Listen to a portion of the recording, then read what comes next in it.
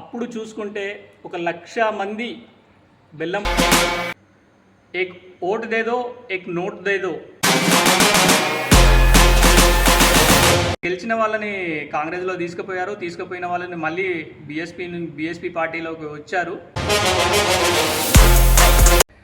శ్మశాన వాటిక లాస్ట్ ఒక మనిషికి లాస్ట్ స్టేజ్ అనేది అదే.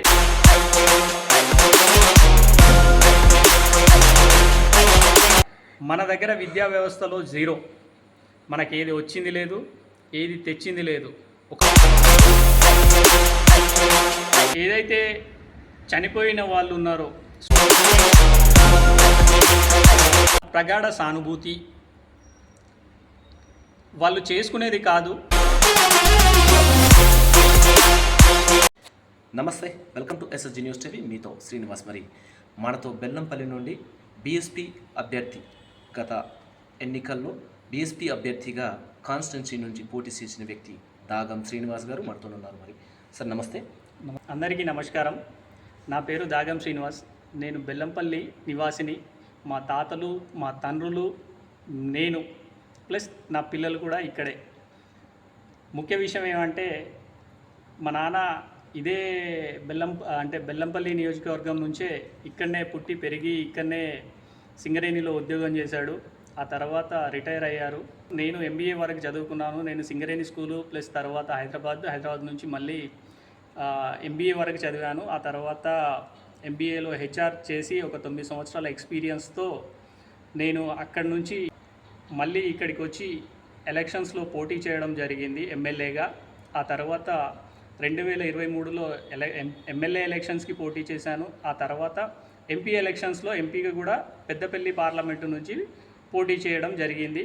నన్ను గుర్తించి ఎమ్మెల్యేగా పోటీ చేసినప్పుడు నన్ను గుర్తించి నాకు ఒక మంచి గుర్తింపునిచ్చిన నా నియోజకవర్గ ప్రజలందరికీ కృతజ్ఞతలు. ప్లస్ నన్ను అభిమానించి నాకు ఓటేసిన అందరికీ కూడా నా కృతజ్ఞతలు. మీ హెచ్ఆర్ పదవి నుండి అంటే మీరు ఒక సాఫ్ట్వేర్ సంస్థ నుంచి మళ్ళీ ఈ రాజకీయం వైపు అడుగులు వేయాల్సిన ఆలోచన ఎందుకు వచ్చింది అసలు? 2000 నుంచే నేను నా ఎడ్యుకేషన్లో ఉన్నప్పటి నుంచే నాకు కొంచెము మా నాన్న ద్వారా, అంటే మా నాన్న సింగరేణిలో ఉద్యోగం చేసేటప్పుడు ఎవరన్నా చనిపోతే వాళ్ళు అందరూ కలిసి ఒక చందా రూపంలో జమ చేసి ఆ ఫ్యామిలీకి డొనేట్ చేసేవాళ్ళు.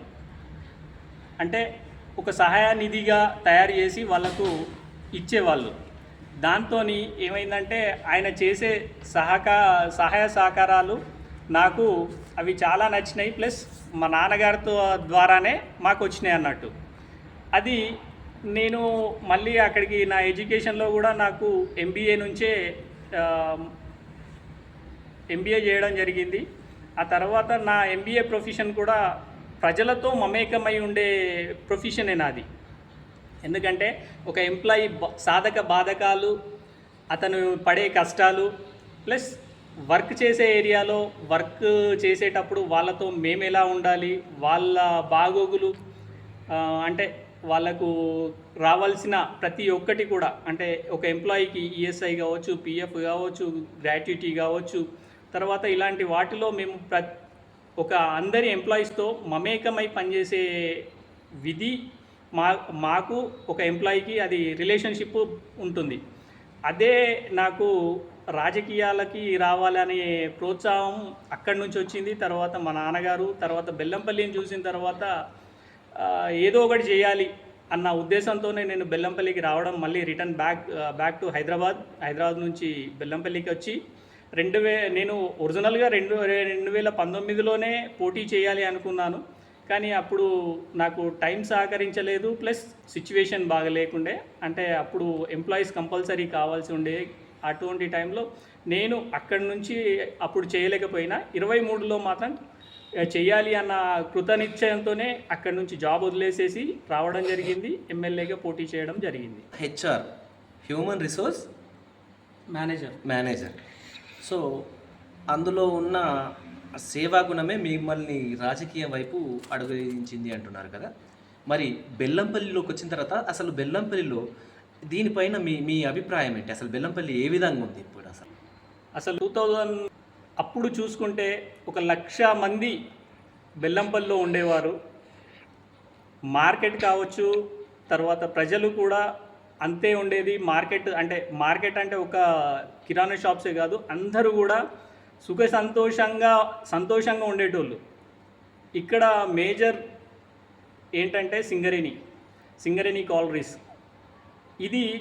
ఈ సింగరేణి వల్లనే అప్పుడు 2000లో 1,00,000 మంది జనాలు ఇక్కడ మొత్తం అన్ని ఏరియాలు కలిపి 1,00,000 మంది ఉండేవాళ్ళు. చుట్టుపక్కల నుంచి బిజినెస్ కూడా బాగా అయ్యేది. కానీ డెవలప్మెంట్ అనేది రాజకీయ పరంగా 2000 సంవత్సరంలోనూ జరగలేదు, ఇప్పుడు 2025 వచ్చినా కూడా జరగట్లేదు. అంటే రాజకీయం కోసం వాళ్ళు ఎదగడానికి కోసం మాత్రమే వస్తున్నారు తప్ప ఈ బెల్లంపల్లిని డెవలప్ చేయడానికి మాత్రం రావట్లేదు. ఆ ఉద్దేశంతోనే నేను రాజకీయాల్లోకి రావడం జరిగింది. ప్లస్ నాకు కొన్ని ఆశయాలు ఉన్నాయి. బెల్లంపల్లిని ఒక రేంజ్లో అంటే మెట్రోపాలిటన్ సిటీస్లో లాగా తయారు చేసే అనుభవం నాకున్నది. చెయ్యొచ్చు. ఇక్కడ తలుచుకుంటే ఐటీ కంపెనీస్ తేవచ్చు, ఇండస్ట్రీస్ కూడా తేవచ్చు. రైతులతో కూడిన ఇండస్ట్రీస్ చాలా తేవచ్చు. ఫుడ్ ప్రాసెసింగ్ ఇండస్ట్రీ అన్నారు, అది మూలగ పడిపోయింది. అది మాటలకే పరిమితం అయిపోయింది. ఏదో పేరుకు మాత్రమే అక్కడ ప్లేస్ కేటాయించారు, జాగా కేటాయించారు తప్ప అక్కడ ఇప్పుడు జరిగింది ఏం లేదు.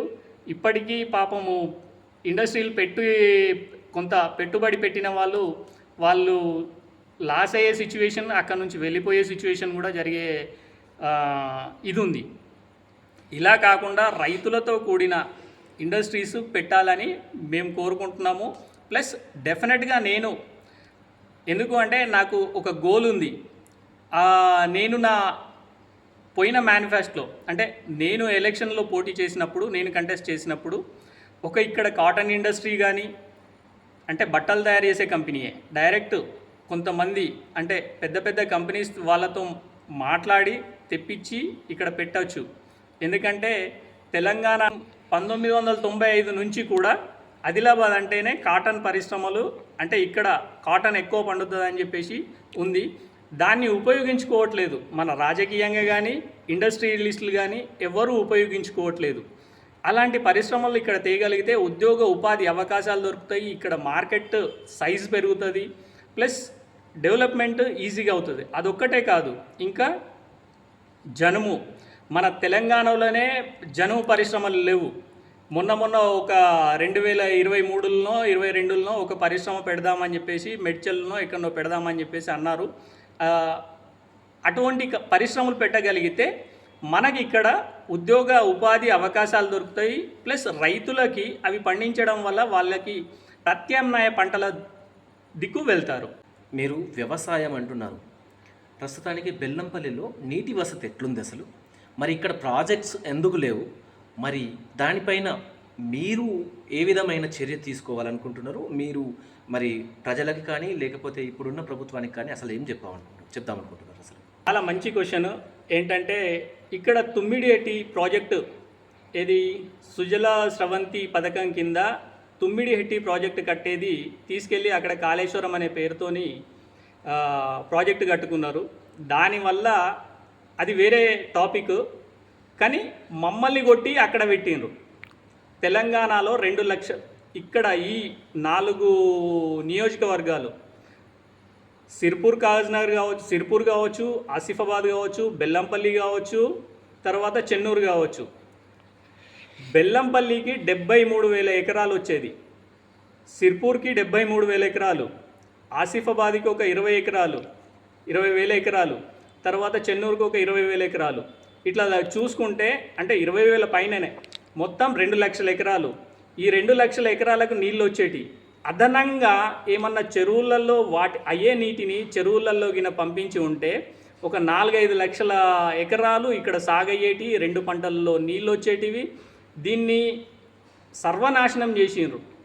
తుమ్మిడిహెట్టి ప్రాజెక్టు కట్టకపోవడం వల్ల, తీసుకెళ్ళి కాళేశ్వరం కట్టడం వల్ల ఈ 4-5 లక్షల ఎకరాలు సర్వనాశనం అయిపోయినాయి.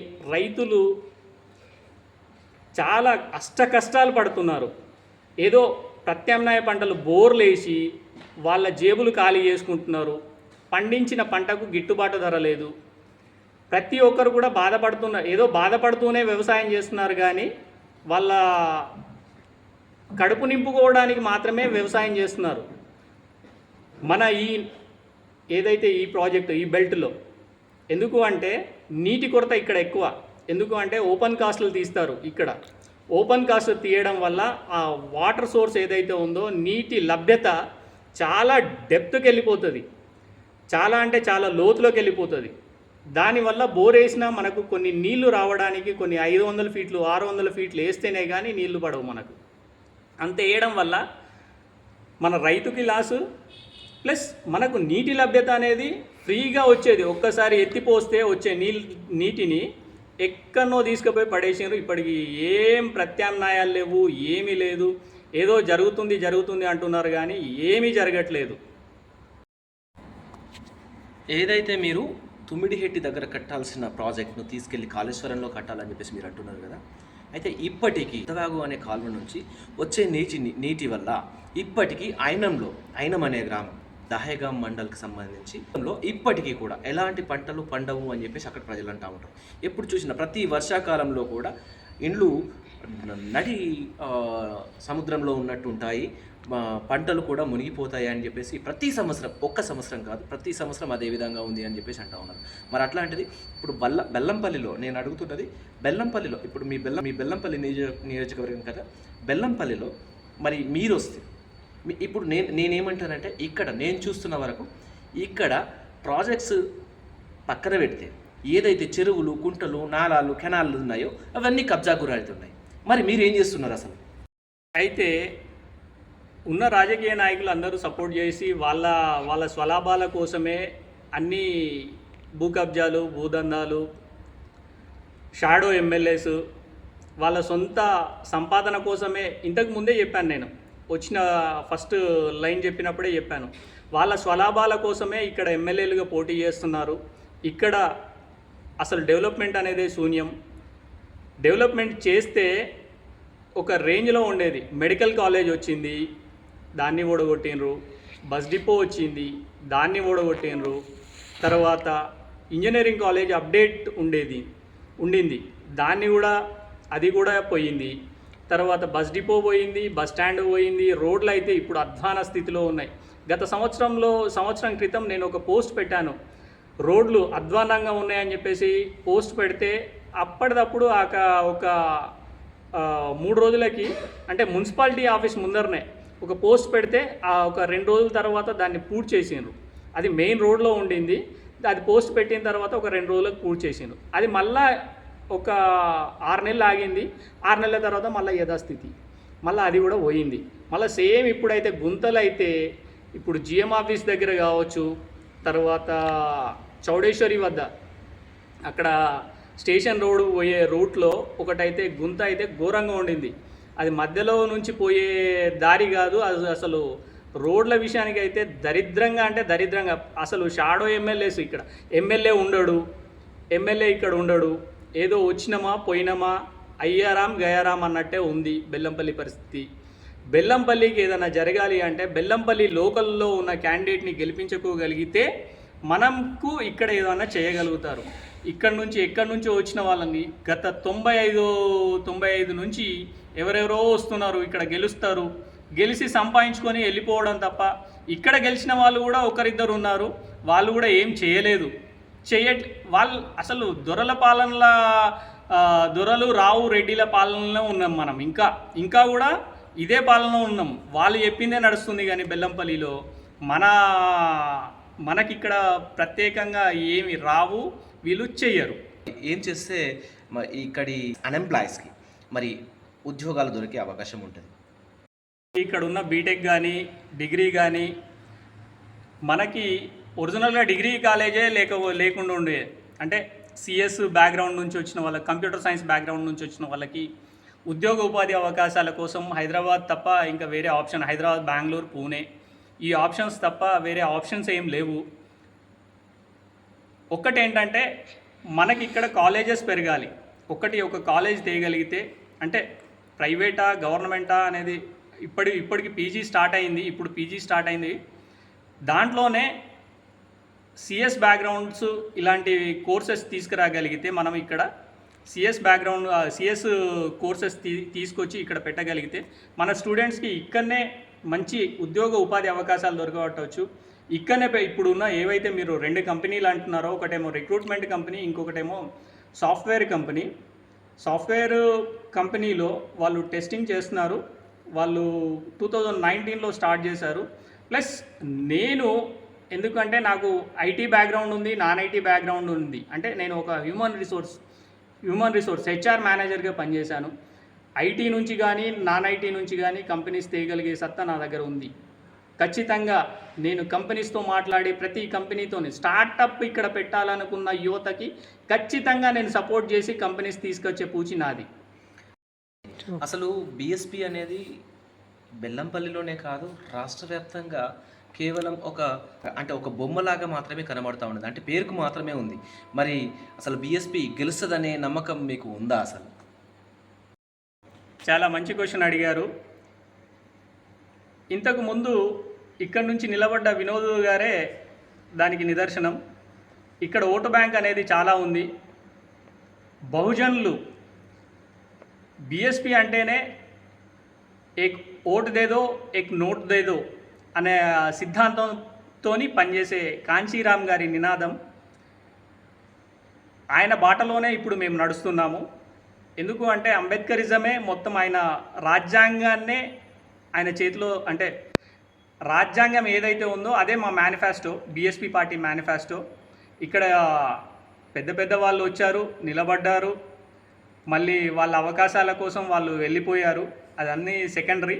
కానీ కాకపోతే బీఎస్పీ పార్టీ అనేది ఎప్పుడైతే సర్పంచ్ ఎలక్షన్స్ మొన్న రీసెంట్గా అధ్యక్షుడు మారిపోయారు, ఇబ్రాహిం శేఖర్ అన్న గారు అని చెప్పేసి, హైదరాబాద్ వాసి. ప్లస్ ఇంకోటి ఏంటంటే అతను కింది స్థాయి నుంచి, ఒక సర్పంచ్ స్థాయి నుంచి సర్పంచ్ కూడా ఇండిపెండెంట్గా పోటీ చేసి, ఆ తర్వాత కౌన్సిలర్గా పోటీ చేసి, ఆ తర్వాత కార్పొరేటర్గా పోటీ చేసి, ఆ తర్వాత బడంగ్పేటలోనే ఒక మంచి పొజిషన్లోకి వచ్చి ఆయన ఇప్పుడు రాష్ట్ర అధ్యక్షుడైండు. ఆయన ఆధ్వర్యంలో ఇప్పుడు సర్పంచ్లు మొన్న కొన్ని మేము గెలవగలిగినాము, తర్వాత వార్డు మెంబర్లు గెలవగలిగినాము, తర్వాత మున్సిపాలిటీలో వచ్చేసి మన బెల్లంపల్లి నుంచి కూడా ఒక 10 మందిని నిలబెట్టాము. దాంట్లో ఒక 2-3 సెకండ్ ప్లేస్, థర్డ్ ప్లేస్లో వచ్చారు. రాష్ట్రం మొత్తం మీద చూస్తే ఒక 2 గెలిచారు. ప్లస్ గెలిచిన వాళ్ళని కాంగ్రెస్లో తీసుకుపోయిన వాళ్ళని మళ్ళీ బీఎస్పీ పార్టీలోకి వచ్చారు. తర్వాత రాష్ట్ర వ్యాప్తంగా చూస్తే మున్సిపాలిటీలో మంచి మాకు ఒక గుర్తింపు అయితే వచ్చింది. ఖచ్చితంగా ఈసారి మేము ఒక రేంజ్లో ఉండే అవకాశం అయితే మాకు కనపడుతుంది. మా అధిష్టానం అదే గ్రౌండ్ వర్క్ నుంచి స్టార్ట్ చేసి వర్క్ అయితే స్టార్ట్ అయ్యింది. ఖచ్చితంగా మేము ఒక మంచి పొజిషన్లోనైతే ఉంటాం.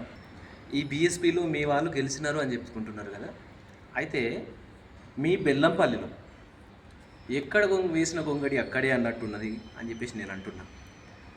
మున్సిపాలిటీ వాళ్ళు ఇంతవరకు కూడా మున్సిపాలిటీ వాళ్ళని మీరు ఎప్పుడైనా క్వశ్చన్ చేసినరా?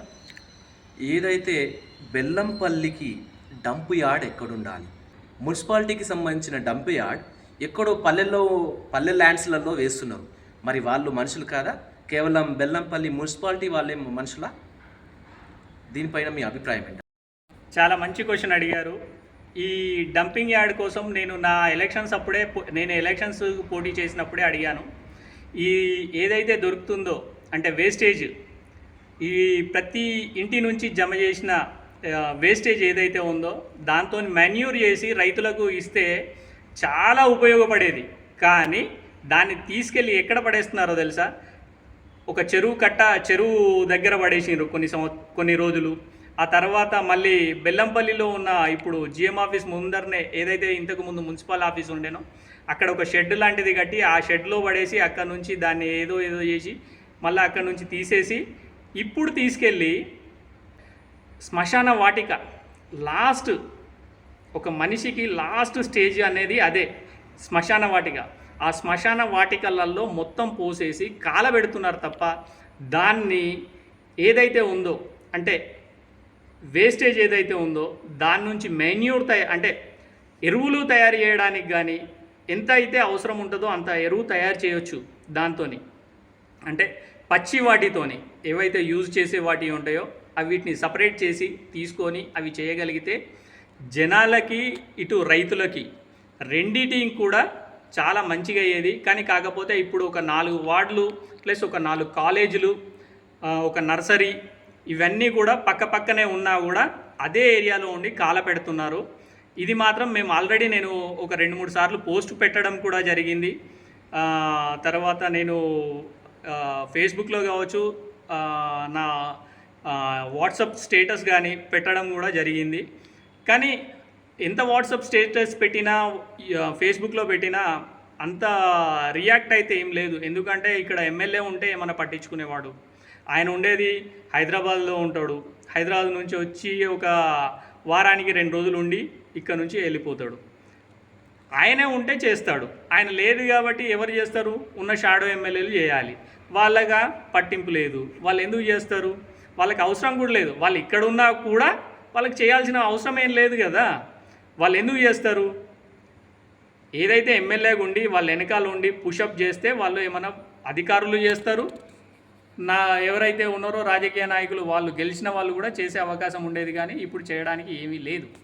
దాన్ని ఎస్పెషల్గా ఒక పవర్ పాయింట్ నేను కంటెస్ట్ చేసినప్పుడు చెప్పాను ఏంటంటే, ఒక పవర్ యూనిట్ తయారు చేసే అంత వేస్టేజ్ వస్తుంది మన బెల్లంపల్లికి 34 వార్డులలో ప్లస్ చుట్టుపక్కల ఉన్న ఊర్లలో కూడా ఇక్కడనే జమ చేసి ఒక చిన్న అంటే వేరే ప్లేస్లో ఒక పవర్ యూనిట్ పెట్టి చిన్నగా ఒక 2 ఊర్లకో 3 ఊర్లకో సరిపడే అంత పవర్ జనరేట్ అయ్యేది. కానీ అది కూడా చేయట్లేదు.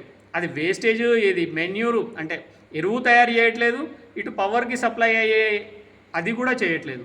అంటే ఎవడు వచ్చినా మాకేంటి అనే స్టేజ్లో ఇప్పుడు రాజకీయ నాయకులు ఉన్నారు. ఇక్కడున్న వ్యవస్థలు కూడా అలాగే తయారైపోయాయి. హాస్పిటల్, ఒక పశువుల ఆసుపత్రి, పక్కనే ఎంపీడీఓ ఆఫీస్, పక్కనే పోచమ్మ టెంపుల్, అటు పక్కనే కాలేజ్, ఒక 2 కాలేజెస్ ఉన్నాయి. ఒక గర్ల్స్ కాలేజ్ ఉంది, ఇంకొకటి బాయ్స్ కాలేజ్ ఉంది.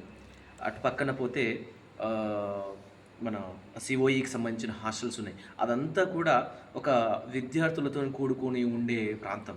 అక్కడ దుర్వాసన రావట్లేదా మరి మీకు? మీరు పోస్ట్ పెట్టామని చెప్పి మాత్రమే అంటున్నారు. ఆ పోస్టుకు తగిన ప్రతిఫలాన్ని ప్రజలకు ఇప్పుడు అందించగలుగుతారు అసలు? తప్పకుండా మేము దీన్ని మా జిల్లా స్థాయిలో ఉన్న నాయకులతో కలిసి మేము ఒక్కరం చేస్తే కాదు, మా జిల్లా నాయకులతో కలిసి మేము తప్పకుండా దీని మీద ఏదైతే డంప్ యార్డ్ ఉందో దాన్ని పవర్ జనరేషన్కి కానీ లేకపోతే ఎరువులు కానీ ఖచ్చితంగా ఇవి చేయాలి అని చెప్పేసి మున్సిపల్ కమిషనర్ గారికి తప్పకుండా మేము లెటర్ ఇవ్వాలనుకుంటున్నాము. అదే కాకుండా ఇక్కడ స్కూల్స్లో ఉన్న వాళ్ళు, ఎంపీడీఓ ఆఫీసులు, తర్వాత ఏదైతే నర్సరీ ఉంది, స్కూల్స్ ఉన్నాయి, ఒక్కొక్క డిగ్రీ కాలేజీలు ఉన్నాయి, పక్కనే ఒక 2-3 వార్డులు, బెల్లంపల్లి బస్తీ కావచ్చు, తర్వాత గోల్ బంగ్లాల్ బస్తీ కావచ్చు, ఇవన్నీ ఏరియాస్ ఉన్నాయి. ఈ ఏరియాస్లో ఉన్న ప్రజలందరికీ కూడా విషవాయువుని మనం అనుకోకుండానే నింపేస్తున్నాం. విషవాయువుని మనం ఏదైతే ప్లాస్టిక్ సిరంజులు కావచ్చు, తర్వాత మన ఇంట్లో వేస్టేజ్ అయిన ప్రతి ఒక్కటి కూడా మనం దాంట్లో చెత్తలో వెళ్తుంది. అంటే ప్రతి ఒక్కరి వాళ్ళకి తెలియకుండానే వెళ్ళిపోతుంది. అక్కడ కాలబెట్టడం వల్ల ఆ గాలిలో విషవాయువు అనేది ప్రజలందరికీ, అక్కడ ఉన్న చుట్టుపక్కల ఉన్న వాళ్ళందరికీ విషవాయువు వెళ్తుంది. వాళ్ళ ఆరోగ్యాలు ఖరాబ్ అవుతున్నాయి. ఇది పట్టించుకోవాల్సింది ఎవరు? ఇక్కడున్న అధికారులు, మున్సిపాలిటీ కావచ్చు, లేకపోతే ఎమ్మెల్యేలు, తర్వాత గ్రామ సర్పంచులు, ఆ చుట్టుపక్కల ఉన్న గ్రామాల ప్రజలకు కూడా ఈ గాలి వల్ల అనారోగ్యాల పాలకు గురవుతున్నారు. వాళ్ళు కూడా పట్టించుకొని కొంచెం పని చేయాల్సిన అవసరం ఉన్నది. ఆసుపత్రి ఉంది, మరి దాంట్లో పేషెంట్స్ చూస్తే ఎప్పుడు చూసినా కిక్కిరిసే కనబడుతుంది. మరి అక్కడ వైద్యులు లేరు అని అంటున్నారు. మరి ఆ వైద్యుల గురించి మీరు ఏం మాట్లాడతారు? అసలు దీని గురించి ఏం మాట్లాడతారు, ఏం చెప్తారు? అసలు ప్రజలకు ఏం చెప్తారో, ప్రభుత్వంతో మీరు ఏమన్నా ఫైట్ చేస్తున్నారా? అసలు మా కార్యాచరణలో ఇది ఉంది. ప్లస్ ఇక్కడ మెడికల్ కాలేజ్ కోసమే ఒకప్పుడు కొట్లాడిన బెల్లంపల్లి ప్రజలు, అది వస్తే బెల్లంపల్లియే కాదు, చుట్టుపక్క పరిసరాల్లో ఒక 100 కిలోమీటర్ల వరకు వైద్య సౌకర్యం దొరికేది. ఇప్పుడు రోడ్ల పైన యాక్సిడెంట్లు జరిగితే ఇక్కడ నుంచి ఎక్కడో నెన్నెల్ మండల్లో యాక్సిడెంట్ జరిగితే అక్కడ నుంచి తీసుకొచ్చే వరకే వాళ్ళ ప్రాణాలు కొంతమంది గాల్లో కలిసిపోతున్నాయి. చాలా బాధాకరమైన విషయం ఇది. అక్కడ నుంచి ఇక్కడికి వచ్చేసరికి యాక్సిడెంట్ అయిన వ్యక్తికి ఇక్కడికి వచ్చే వరకు ఒక హాఫ్ అన్ అవర్ 20 నిమిషాల నుంచి అరగంట పట్టుద్ది. దానివల్ల అతను చనిపోయే అవకాశాలు కూడా ఎక్కువ ఉంటాయి. అదే ఇక్కడ మెడికల్ కాలేజ్ ఉంటే ఇక్కడనే ఫెసిలిటీస్ దొరికేటి, ఏవైతే వైద్య సహాయం ఉందో ఇక్కడనే దొరికేది. ఇక్కడికి వచ్చిన తర్వాత ఏమవుతుంది, ఇక్కడ నుంచి మళ్ళీ మన దగ్గర సౌకర్యాలు లేవు అని చెప్పేసి మంచిర్యాల పంపిస్తారు. మంచిర్యాల నుంచి ఇక్కడ బెల్లంపల్లి నుంచి మంచిర్యాలకి వెళ్ళే వరకు మార్గ మధ్యలో చనిపోయే వాళ్ళు చాలామంది ఉన్నారు. ఇప్పటి కొన్ని వందల మంది చనిపోయిన వాళ్ళు ఉన్నారు. ఇట్లా వాళ్లకు అక్కడ కూడా ఫెసిలిటీస్ లేకపోతే వాళ్ళు హైదరాబాద్ కానీ వరంగల్ కానీ పంపిస్తారు. ఇప్పుడున్న సిచ్యువేషన్లో మనకు మెడికల్ అనేది చాలా ఇంపార్టెంట్. ఇక్కడ మెడికల్ కాలేజ్ రావాల్సిన అవసరం ఎంతైనా ఉంది. ఎందుకు అంటే మెడికల్ కాలేజ్ అక్కడ తీసుకుపోయారు కదా అని అడగవచ్చు మీరు మమ్మల్ని. ఎందుకు అంటే ఇక్కడున్న కాలేజ్నే అక్కడికి లేపకపోయారు. ఇక్కడున్న రాజకీయ నాయకుల అసమర్థత వల్ల ఇక్కడ నుంచి కాలేజ్ అక్కడికి పోవడం జరిగింది. ఇక్కడ నుంచి బస్ స్టాండ్, బస్ డిపో రెండు పోవడం జరిగింది. అదే ఇక్కడ మెడికల్ కాలేజ్ ఉంటే చుట్టుపక్కల 100 కిలోమీటర్ల వరకు వైద్య సౌకర్యాలు చాలా దొరికేటి. సింగరేణి కూడా రెడీ ఉండింది అప్పట్లో. ఎందుకు అంటే వాళ్ళ పేషెంట్స్ని అక్కడ వాళ్ళకు యూజ్ అయ్యేది, ప్లస్ ఇక్కడ గవర్నమెంట్ హాస్పిటల్లో కూడా యూజ్ అయ్యేది. డాక్టర్స్ కొత్త డాక్టర్స్ తయారయ్యేవాళ్ళు. మనకే ఇక్కడ మెడికల్ ఫెసిలిటీస్ చాలా దొరికేటి. దాన్ని అంతా నాశనం చేసి ఏదో మనం ఉన్నామా రాజకీయ నాయకులు అంటే సంపాదించుకొని వచ్చి పోవడానికి మాత్రమే ఉన్నట్టు ఉంది. ఇక్కడ కొనసాగుతున్న విద్యా విధానం అసలు దానిపైన మీ ఉద్దేశం ఏంటి? అసలు మీరు కనుక ఎలక్షన్లో పాల్గొని గెలిస్తే ఇక్కడ విద్యా విధానాన్ని ఏ విధంగా మార్పులు చేర్పులు చేయాలనుకుంటున్నారు? అదేవిధంగా ఇప్పుడున్న విద్యా విధానం మరి బాగుందా బాలేదా? ఇది చాలా యువతకి సంబంధించిన ప్రశ్న. ప్రతి ఒక్కరు బాధపడే, అంటే 10th అయిపోయిన తర్వాత వాట్ నెక్స్ట్ అంటే ప్రతి ఒక్కరు ఆలోచించుకునేది. మనకి ఇక్కడ ఒక పాలిటెక్నిక్ కాలేజు ఎప్పుడు 95, 94, 93లో వచ్చింది. అది తప్ప మన దగ్గర విద్యా వ్యవస్థలో జీరో. మనకి ఏది వచ్చింది లేదు, ఏది తెచ్చింది లేదు. ఒక లా కాలేజ్ లేదు. రీసెంట్గా మొన్ననే ఒక ఐటీఐ వచ్చినట్టు వినికిడి. అంటే దాని ప్రాసెస్ నడుస్తుంది. ఇక్కడ ఎస్పెషల్లీగా పాలిటెక్నిక్ కాలేజ్ని అప్గ్రేడ్ చేసి కొత్తగా ఏవైతే కోర్సెస్ ఉన్నాయో ప్రతి కోర్సు ఇక్కడ నుంచి మైనింగ్ చేసిన వాళ్ళకి బీటెక్ కూడా ఇక్కడే అయిపోయేట్టు, ప్లస్ ప్రతిదీ కూడా ఒక 5-6 కోర్సెస్ పెట్టి మనం ఇక్కడ చేయగలిగితే ఇక్కడ ఉన్న లోకల్ ప్రజలకి ఖర్చు లేకుండా, అంటే ఇక్కడ నుంచి ఒక అతను హైదరాబాద్ వెళ్ళి చదువుకోవాలి అంటే, ఒక సామాన్యుడు అంటే ఒక రైతు బిడ్డ చదువుకోవాలి అంటే మినిమం ఏం లేదన్నా హాస్టల్ ఫీజు వచ్చేసి 6,000 రూపాయలు ఉంటుంది. ప్లస్ అతని ఖర్చులకు ఒక 4,000 రూపాయలు, 10,000 రూపాయలు, ప్లస్ ఫీజులు, బుక్స్ ఫీజు అని, లైబ్రరీ ఫీజులని, కాలేజ్ ఫీజులని, ఆ ఫీజులని, ఈ ఫీజులని అన్నీ కలిపేసరికి ఆ రైతు సంపాదించిందే తక్కువ. ఇక్కడ కష్టపడి ఆ రైతు సంపాదించిన దాంట్లోకి వెళ్ళి సగానికి సగము కొడుకులకు అక్కడ, అంటే ఎవరైతే కొడుకులు బిడ్డలను చదివిపిస్తున్నారో వాళ్ళ బాధ వర్ణనాతీతంగా ఉంటుంది. ఎందుకు అంటే కొంతమందికే హాస్టల్స్ ప్రొవైడ్ ఉంది, మిగతా వారికి ఎక్కడెక్కడో బయట, అంటే ఇప్పుడు ఇబ్రహీంపట్నం ఉంది. ఇబ్రహీంపట్నంలో సోషల్ వెల్ఫేర్ హాస్టల్స్ కావచ్చు, ఇప్పుడు బీటెక్ వాళ్ళకు హాస్టల్స్ ఉండవు ఎక్కువ. అట్లా వాళ్ళు ప్రైవేట్ హాస్టల్స్లో ఉండి చదువుకొని ఇప్పుడిప్పుడే కొంచెం అటు అవుతున్నారు, అంటే కొంచెం ముందుకు వస్తున్నారు. కానీ ఇక్కడి విద్యా వ్యవస్థ మారాలి అంటే ఇక్కడ కాలేజీలు రావాలి, కాలేజీలు తేవాలి, మాట్లాడి తీసుకొచ్చే సత్తా నా దగ్గర ఉంది, తీసుకురాగలుగుతాను. ప్రతిదీ ఒక్కటే కాదు, ప్రతి కాలేజ్ ఏది డిగ్రీ కావచ్చు. మనకి ఇక్కడ ఇంకొకటి ఏది ముఖ్యంగా కావాలి అంటే వ్యవసాయానికి సంబంధించిన అగ్రికల్చర్ యూనివర్సిటీకి సంబంధించిన యూనివర్సిటీ లాంటిది మన దగ్గర పెట్టగలిగితే ఆదిలాబాద్ జిల్లాలోనే రైతులందరూ బాగుపడతారు. అంటే వాళ్ళకు మేలైన వంగడాలు దొరుకుతాయి. అట్లా చేయడం వల్ల రైతు బాగుపడతాడు, ప్లస్ వాళ్ళు కూడా ఏదైతే ఇక్కడ ఉన్న వాళ్ళు బాగుపడతారు. లేదంటే ఇది ఇట్లనే నడుస్తూ పోతుంది. ఎవరో వస్తారు, ఎంతో ఏదో డబ్బులు ఇస్తారు, ఓటేస్తారు, మళ్ళీ వాళ్ళు అక్కడనే మనం ఇక్కడనే. మన బ్రతుకులు మారాలి అంటే లోకల్ ఉన్న క్యాండిడేట్ని గెలిపించుకుంటేనే మన పనులు అవుతాయి తప్ప వేరే వాళ్ళు వచ్చి ఎక్కడి నుంచో పైసలు పెట్టి పెద్ద పెద్ద పారాషూట్లో వచ్చి దిగిపోయి ఇక్కడ చేస్తే మాత్రం మన బ్రతుకులు కాదు కదా, మన బెల్లంపల్లి కాదు, అసలు నియోజకవర్గమే ఒక అట్టడుగు స్థాయిలో వెళ్ళిపోయే పరిస్థితి ఉన్నది. దేశవ్యాప్తంగా ప్రస్తుతానికి జంతర్ మంతర్ దగ్గర చేసిన నిరసనను గురించి మీ అభిప్రాయం ఏంటి? మరి అది మంచి దారిలో నడిచిందా? అంటే కరెక్ట్ దారిలో నడిచిందని మీరు అనుకుంటున్నారా? మరి దానిపైన మీ వివరణ. చివరి క్వశ్చన్. ఏదైతే చనిపోయిన వాళ్ళు ఉన్నారో స్టూడెంట్స్, నీట్ రాసి చనిపోయిన వాళ్ళందరికీ అంటే వాళ్ళని తలుచుకుంటేనే ఒక బాధగా ఉంటుంది. ఎందుకు అంటే ఒక 12 సంవత్సరాలు చదివి ఎంసెట్కి ప్రిపేర్ అయ్యి వాళ్ళ బాధ ఎట్లా ఉంటుందంటే, నా తల్లిదండ్రులకు నేను ఏదో ఒకటి చెయ్యాలి అన్న స్టేజ్లో వాళ్ళు వచ్చి చదువుకుంటారు హాస్టళ్ళల్లో ఉండి. అటువంటి వాళ్ళని పేపర్ లీక్ వల్ల వాళ్ళు మనస్తాపానికి గురై చనిపోయిన వాళ్ళందరికీ నా ప్రగాఢ సానుభూతి. వాళ్ళు చేసుకునేది కాదు, కానీ కాకపోతే ఆ ఎమోషనల్ ఆ టైం అలాంటిది. చదువుకున్న వాళ్ళు ఫర్దర్గా ముందుకెళ్ళాలి, కానీ చనిపోవడం అనేది బాధాకరమైన విషయము. కాకపోతే తెలంగాణ అంటేనే పోరాటాల గడ్డ.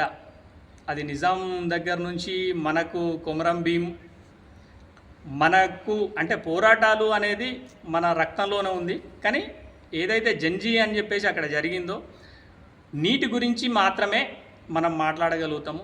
జంజీ అనేది ఏదైతే విద్యార్థులకు సహాయపడడానికి వచ్చిన వాళ్ళు ఎవరైతే ఉన్నారో, మంచితనంగా సహాయపడ్డ వాళ్ళందరికీ నా యొక్క కృతజ్ఞతలు. అది మంచి పనే, కానీ దాన్ని ఏదైతే పోరాటం ఉందో హింసా రూపకంగా పోకుండా ఒక స్మూత్ లెవెల్గా వెళ్తే బాగుండేది. కానీ అక్కడ కొంత హింసాత్మక సంఘటనలు జరిగినాయి, అవి బాధాకరం. ఒకరు చనిపోయారు అని చెప్పేసి కూడా అన్నారు, అది కూడా చాలా బాధాకరం. అలా జరగకుండా హింసాత్మక ఘటనలు జరగకుండా స్మూత్గా జరిగి ఉంటే బాగుండేది. కాకపోతే ధర్మేందర్ ప్రధాన్ రాజీనామా చేయడం వల్ల మా బీఎస్పీ పార్టీ కూడా వాళ్లకు మద్దతు తెలపడం జరిగింది. రాష్ట్ర అధ్యక్షుడు కావచ్చు, ప్రతి జిల్లా నుంచి కూడా అందరూ కూడా దానికి మద్దతు తెలపడం జరిగింది. నీట్ ఎవరైతే రాసి అక్కడ పోరాటం చేసే వాళ్ళు ఉన్నారో వాళ్ళకు మా బీఎస్పీ పార్టీ నుంచి మద్దతు అయితే తెలపడం జరిగింది. ఆయన రాజీనామా చేయడం అనేది ఒక ఎత్తు, అందరి సపోర్టు వాళ్ళకి మద్దతు దొరకడం ఒక ఎత్తు. ఆయన రాజీనామా చేయడం వల్ల మంచిదే, కానీ అతను ఒక ఎస్సీ క్యాండిడేటు ప్లస్ మళ్ళీ ఇప్పుడు ఆర్ఎస్ఎస్ వాదిని తీసుకొచ్చి మళ్ళీ ఎడ్యుకేషన్ దాంట్లో మళ్ళీ కూర్చోబెట్టడం జరిగింది. అది కొంచెం ఆలోచించదగ్గ విషయం. బీఎస్పీ నుండి గత 2022-23 టైంలో పార్టిసిపేట్ చేసి అదేవిధంగా 2024లో ఎంపీగా పార్టిసిపేట్ చేసిన వ్యక్తి మనతో ఇందాక ముచ్చటించిన వివరాలు అయితే మీరు చూశారు. మరి బీఎస్పీ ఇక్కడ గెలుస్తుందా లేదా? బీఎస్పీ ప్రయాణం ఏవైపు, ఇక్కడున్న శ్రీనివాస్ గారి ప్రయాణం ఏవైపు త్వరలో చూద్దాం. అంతవరకు చూస్తూ ఉండండి ఎస్ఎస్జీ న్యూస్ టీవీ. మీతో శ్రీనివాస్.